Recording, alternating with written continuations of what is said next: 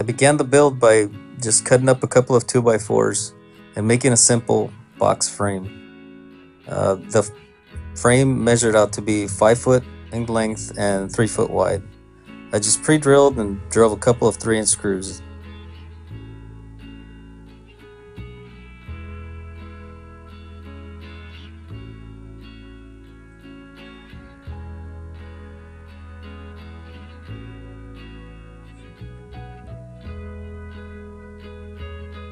These pieces I'm securing here are just spacers to help with lateral movement on the vertical supports.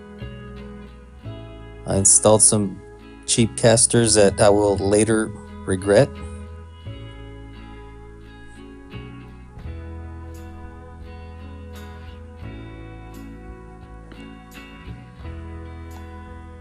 And the 3-inch screws I used were just about sticking out just about 1/8 of an inch. I just used my angle grinder and cut that 1/8 of an inch off. And you can see I'm using bits and pieces of plywood here. I'm using any scrap that I could find in the shop, just get it used up. I just cut out the holes to receive the vertical supports on the plywood. And these are the vertical supports that will get 1-inch holes to receive the 3/4 inch conduit. And that's going to be the support for the shelves to hold some of my lumber. I just placed a EMT conduit, and using the weight of the supports itself, this kind of held it down in place, and using the reciprocating saw, it was fairly easy to cut.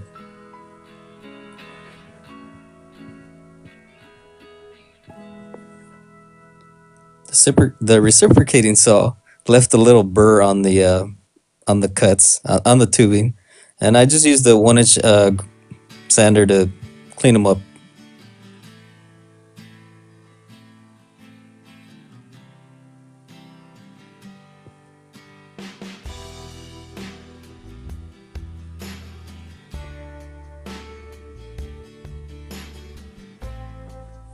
One thing I should point out is I did set the drill press to 5 degrees when I drilled the holes for the EMT conduit.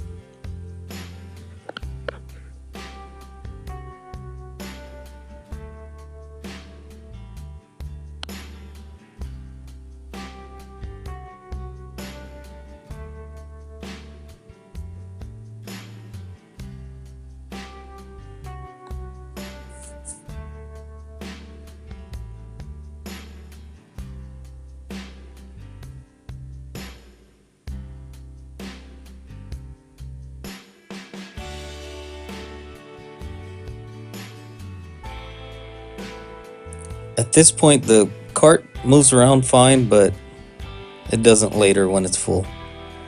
I realized I made a mistake. I only left an opening of 47 inches, and I wanted to be able to slide a 4 foot wide sheet in there, so I just fixed that problem really quick. The EMT tubing was a little bit too loose in that 1-inch hole, so I just wrapped some electrical tape around it. Here's another scrap piece of plywood I had laying around, and I finished it off with a smaller one.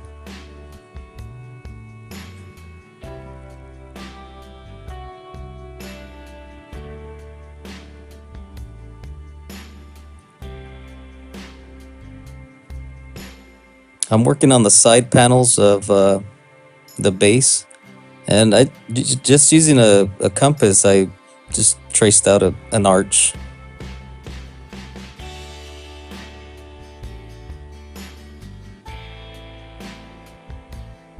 Once I had one, it was pretty easy to just carry that same shape over to the next one.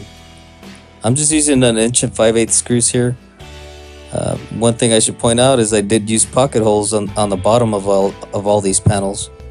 That way I could secure it to the bottom of the cart without having to flip it back over.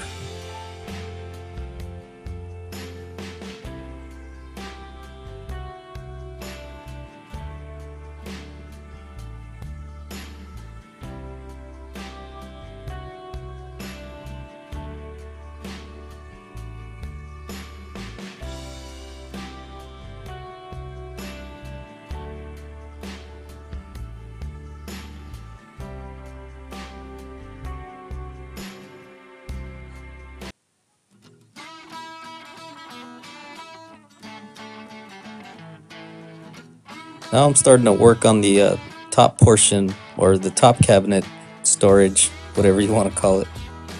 This area is going to hold the small cutoffs of lumber up to about 18 inches.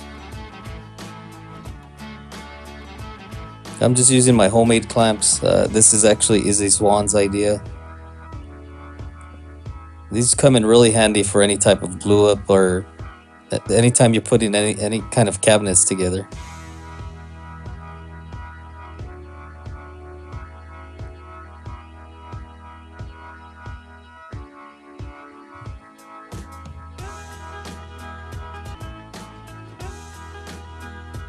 At this point, I think I'm kind of running out of plywood, and I found this piece of MDF. I said, why not?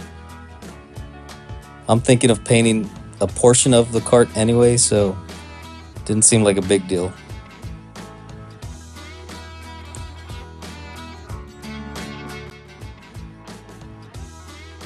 I'm crudely and quickly making a small box out of MDF. I figured this area could hold those small cutoffs of wood that you just can't seem to get rid of. I wanted to make very simple drawers, and this is what I came up with. Just a couple of pieces of plywood and just get a couple of runners in there. That way I'll be able to pull out the entire drawer and see what kind of small piece of wood I'm looking for, and then just put the entire drawer back in there.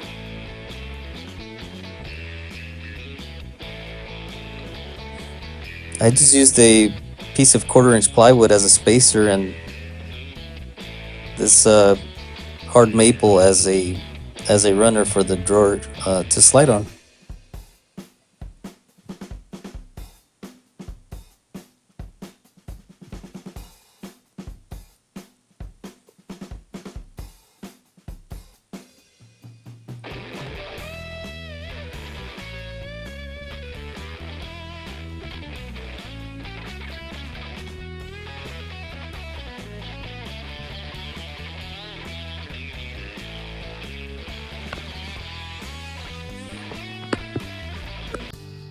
Well, there was just too many things to fit into one video with this lumber cart. Come back next week, we'll finish it all out. Until then, you guys have a great week. Thank you for watching. Please comment, like, share, and subscribe, and we'll see you on the next one, guys.